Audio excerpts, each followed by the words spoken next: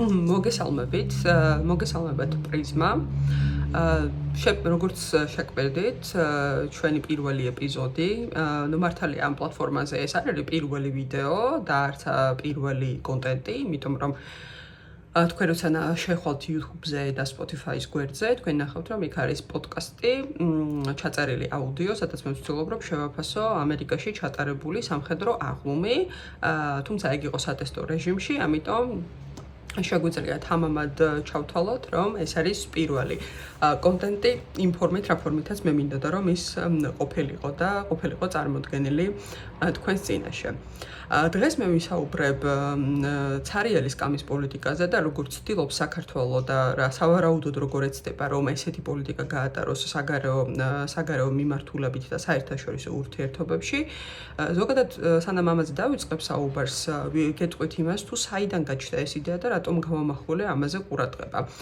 მას შემდეგ, რაც მე გამოვედი, ისე მივიღე მონაწილეობა ფორმულას მრგვალი მაგიდის გადაცემა მრგვალ მაგიდაში, სადაც შევეცადე, რომ ყოვლის მომცველად გამეკეთებინა ყოვლის მომცველი მიმოხილვა იმისი თუ რა სტრატეგიული შედეგების მომტანი არის ის პროცესები, რა პროცესებიც მიმდინარეობს საგარეო საქმეთა სამინისტროში, ალბათ უკვე აღარ მიმდინარეობს და შეიძლება ითქვას, რომ მეტწილად დასრულდა კიდევაც.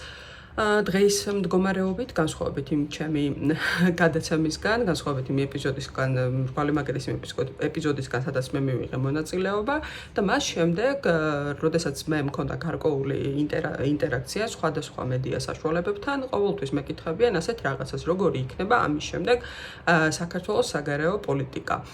მართალია თვითონ ამ ფორმულას ეთერშიც მე ვახსენე, რომ საქართველოს საგარეო პოლიტიკა წარმომიდგენია რაღაცა და უпростоრად ქართველი დიპლომატი, რომელიც მონაწილეობას იღებს სხვადასხვა საერთაშორისო ფორმატში, შევადარე ჩვენს ბელარუსელ და უნგრელ კოლეგებს და ვთქვი, რომ ეს იქნება დაახლოებით ისე, რომ ვიღებთ მონაწილეობას, იმიტომ რომ გვევალება, რადგანაც წევრები ვართ, მაგრამ ქართველი დიპლომატი ამ დროს არის გაჩუმებული და არაფერს ქმედიც არ აკეთებს არც საკუთარი ქვეყნისთვის და არც საერთაშორისო თანამშრომლობისთვის. თუმცა უფრო აკადემიურად რო შევხედოთ ამ ყველაფერს და დოქტრინალურ დონეზე რომ შევხედოთ, ალბათ ეს გვაგონებს დიპლომატიაში საკმაოდ აპრობირებულ ცარიელის კამის პოლიტიკას.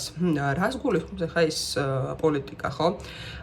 ეს არის საკმაოდ ნორმალური შემთხვევა და ნორმალური მიდგომა, ნორმალურს ალბათ ვერ დავარქმევდი, თუმცა გამოიყენება ხოლმე ხანდახან თუ სახელმწიფო ჩათვლის, რომ ეს საჭიროა და მისთვის არის მომგებიანი, რას გულისხმობს? ანუ გარკვეულ ფორმატებში იგულისხმება ისეთი ფორმატები, რომლებიც ძირითადად საერთაშორისო ხასიათს ატარებს, სადაც ხდება გარკვეული რეზოლუციების განხილვა, მიმდინარეობს ამასთან დაკავშირებით მოლაპარაკებები, ეს შეიძლება იყოს რეზოლუცია, არ იყოს უბრალოდ რეზოლუცია, მაგრამ იყოს რაღაცა სხვა დოკუმენტი, სადაც საჭირო არის სახელმწიფომ საკუთარი პოზიცია დააფიქსიროს, ანუ ეთანხმება ამას თუ არ ეთანხმება.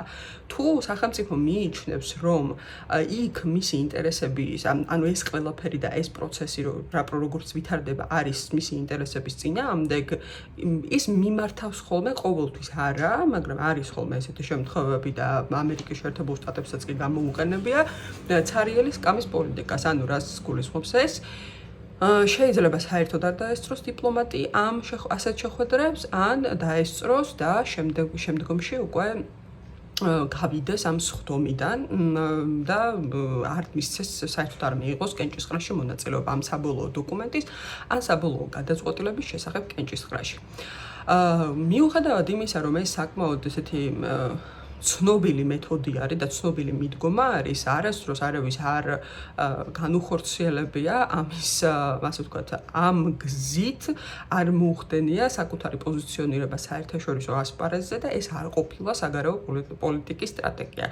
მათ შორის რუსეთისთვისაც, ახლა მაგალითად რუსი დიპლომატები, ყოველ შემთხვევაში ჩემი გამოცდილებით და არა მხოლოდ ჩემი გამოცდილებით, არამედ იმ ცოდნით, რაც მე მაქვს რუსეთის საგარეო და უსაფრთხოების პოლიტიკასთან დაკავშირებით, საკმაოდ კარგად არიან ხოლმე მომზადებული ასეთ ფორმატებში და მეტიც წლების განმავლობაში შეიძლება თამამად ითქვას, რომ სწორედ ამაზე ვაპელირებდით და ამას ვსაუბრობდით ჩვენ საერთაშორისო საზოგადოებასთან ერთად, რომ რუსეთი სწორედაც რომ ძალიან კარგად და განსაკუთრებით ეს რიტორიკა და ასეთი მესიჯები ვრცელდებოდა ხოლმე უკრაინაში ფართომასშტაბიანი ომის დაწყებამდე, რომ რუსეთი ასეთ საერთაშორისო ფორმატებს, საერთაშორისო მექანიზმებს, ან თუნდაც საერთაშორისო ხელშეკრულებებს, იქნება ეს ორმხრივი თუ მრავალმხრივი, ამას დიდი მნიშვნელობა არ აქვს, იყენებს სათავისოდ და ახდენს მათ მავნე გამოყენებას. ესეთი ტერმინი არსებობს საერთაშორისო ურთიერთობებში, ბოლო წლებში გაჩნდა weaponization, ანუ რუსეთის სწორედ გავლენის ოპერაციების და სხვათა შორის ეს ამას რომ რუსეთის მეთოდებს რომ უწოდებენ ჰიბრიდულ ომს, დასავლეთში ძალიან არ მოსწონთ ხოლმე და ამაზე ცოტა მე ვილაპარაკებ, მან საერთოდ ცალკე ეპიზოდს ჩავწერ, იმიტომ რომ ეს ძალიან მნიშვნელოვანი არის ჩემი აზრით. აი გავლენის ოპერაციები ის რითაც ის ცდილობს რომ გავლენა მოახდინოს დასავლეთის საზოგადოებებზე, ну მათ შორის მის უშუალო სამეზობლოში და აქ ბუნებრივია ჩვენც მოვიაზრებით. რუსეთი ახდენს ყველაფრის მავნედ გამოყენებას, ანუ weaponization აქედან გაჩნდა რა ეს ტერმინი და ძირითადად კი არა და უმეტესწილად მისი მიდგომა საერთაშორისო ურთიერთობებში ასეთ მექანიზმებთან და ხელშეკრულებებთან დაკავშირებით სწორედ ასეთია. და ასეთი მოლაპარაკებების და განხილვების დროს რუსი დიპლომატები ძალიან კარგად არიან მომზადებულები, კარგად იცავენ საკუთარ ეროვნულ ინტერესებს და რუსეთის სტრატეგიულ ამოცანებს. ყოველ შემთხვევაში მათი გამოსვლები პირდაპირ თანხმოედრაშია რუსეთის სტრატეგიულ ამოცანებთან. რაც შეეხება საქართველოს, ხო? საქართველოს ტიპის სახელმწიფოსთვის ასეთი პოლიტიკის გატარება, ანუ ასეთი მიდგომის არჩევა საგარეო მიმართულებით, ძალიან დამღუპველი არის. ამას თავისი მიზეზები აქვს. ჯერ სანამ ამას განვიხილავ, ვისაუბრებ იმაზე, თუ საიდან გამიჩნდა ეს იდეა, ხო? ფაქტია, ყოველ შემთხვევაში ეხლა რა მოვლენებიც როგორც ვითარდება, მიუთითებს იმაზე, რომ საქართველოს ამიერიდან იმედი მაქვს, რომ დიდი ხნის განმავლობაში არა, ექნება ცალსახად იზოლაციონისტური საგარეო პოლიტიკა. თუმცა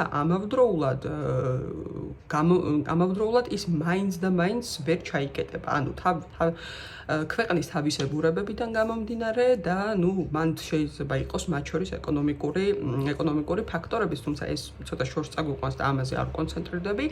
ამიტომ მას სჭირდება რაღაცა გარკვეული პოზიციონირება საერთაშორისო ურთიერთობებში, ანუ იმ ფორმატებში, რომლებშიც ჩვენ ჯერ კიდევ ვიღებთ მონაწილეობას და აქედან ვერ გამოვალთ. ახლა აქ ძირითადი ფორმატები სხვაგან ალბათ შესუსტება საქართველოს წარმომადგენლობითობა, მაგრამ ახლა გაეროს და ეუთოს ფორმატებს ალბათ ჩვენ ვერ დავტოვებთ, იმიტომ რომ წევრი ვართ და უბრალოდ აქედან ვერ გავალთ. მაგრამ თუ აქამდე საქართველოს საკმაოდ აქტიურად ცდილობდა და ქართული დიპლომატია ამაში ძალიან დიდ როლს თამაშობდა, რომ წარმოჩენილიყო და დაცული ყოფილიყო საქართველოს ეროვნული ინტერესები სხვადასხვა ფორმატებში და სხვადასხვა თემებზე, ანუ ეს ძალიან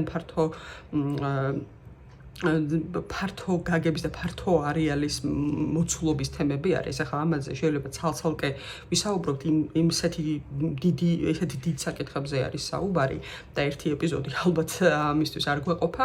ამის შემდეგ ეს ასე არ იქნება, მე როგორც აქამდე აღვნიშნე, მაგრამ ამას დავარქმევდი ესეთ სტრატეგიას ცარიელი სკამის პოლიტიკის და ეს საკმაოდ კარგად დადასტურდა რამდენიმე დღის წინ ჩატარებულ ეუთოს საპარლამენტო ასამბლეაზე, სადაც კი ბატონო იყო ჩვენი წარმომადგენლობა, ვიყავით საქართველოს მხარე იყო წარმოდგენილი და იქ რაღაცა თქვა საპროტესტო გამოსვლაც იყო, თითქოს ეს რაღაცა ამ დოქტრინისა და ამ პოლიტიკის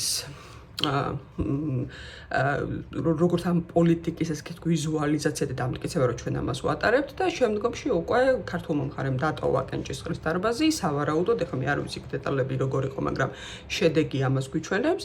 და უბრალოდ არ მეიყო ამ კენჭისყრაში მონაწილეობა, ანუ არც წინააღმდეგი იყო და არც მომხრე.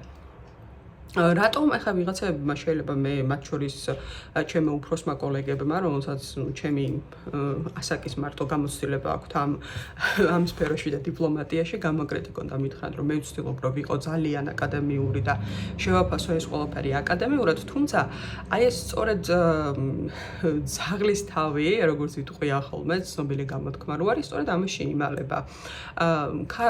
საქართველოს ამჟამინდელი პოლიტიკური ხელმძღვანელობის წარმომადგენლები საგარეო პოლიტიკაში განსაკუთრებით რაღაცა დოზით ცდილობენ, რომ ამას მისცენ რაღაცა ოფიციალური, დოკუმენტირებული, ფორმალური სახე და ამას ჩვენ გვერდს ვერ აუვლით. ახლა ეს ძალიან სამწუხაროა, რომ მე ამის ესე შეფასება და შედარება მიწევს, მაგრამ თითქოს არის მცდელობა რუსული გამოცდილების და რუსული მიდგომების გადაკოპირების, თუმცა საქართველოს ალბათ ესე კარგად არ გამოუვა და რატომ არ გამოუვა? ხა მე ვახსენე რუსი დიპლომატების მომზადების დონე და ასევე აქ ცალსახად მინდა რომ დავაფიქსირო, რომ გასაგებია, რომ ეს რუსეთი არის ჩვენი მტერი, მისი სტრატეგიული ამოცანები პირდაპირ მიმართული არის საქართველოს წინააღმდეგ, მაგრამ უნდა ვაღიაროთ ისიც, რომ რუსეთის საგარეო საქმეთა სამინისტროში ძალიან რთულია, რომ მოვძებნოთ რუსეთისთვის სტრატეგიულად მნიშვნელოვანი მიმართულება, რომელსაც ხელმძღვანელობს არა პროფესიონალი და არა კომპეტენტური ადამიანი. პირიქით, ის არის ხოლმე ყოველთვის ძალიან კარგი პროფესიონალი და ის არის ხოლმე ყოველთვის ძალიან კარგად გამოწვრთნილი ადამიანი. ახლა მაგალითად, ბოლო ესეთი მაგალითად რა ის ხო ძალიან შორს რო არ წავიდეთ, ხო? დარჩიევის მაგალითი, რომელიც ამერიკის შეერთებულ შტატებში რუსეთის ელჩად დაინიშნა. სად იყო ეს ადამიანი აქამდე? ეს იყო ამერიკის დეპარტამენტის ამერიკის დეპარტამენტს სხვანაირად თქვია მართალია მაგ დეპარტამენტს რუსეთის საგარეო საქმეთა სამინისტროში, მაგრამ ხელმძღვანელობდა ამ მიმართულებას. სანამ მას დანიშნავდნენ ამერიკაში ელჩად, იყო მცდელობა ასევე, რომ ის ყოფილიყო ჩართული მოლაპარაკებებში ამერიკულ მხარესთან, მათ შორის მას შემდეგ, რაც ამერიკის პრეზიდენტი გახდა დონალდ ტრამპი და ეს ახლა რას ადასტურებს, ხომ? შენი საგარეო პოლიტიკა მიუხედავად იმისა, მიმართულია თუ არა საერთაშორისო წესრიგის მორღვევის წინააღმდეგ თუ არა, ამას არ აქვს დიდი მნიშვნელობა, ანუ შენ გაქვს რაღაცა ამოცანები და ცდილობ ამას მიაღწიო. იმისათვის, რომ ამ ამოცანებს მიაღწიო, შენ ჭირდება პროფესიონალები, რომლებსაც ამის ისწამთ და რომლებიც ამისთვის არიან გამოწვრთნილები.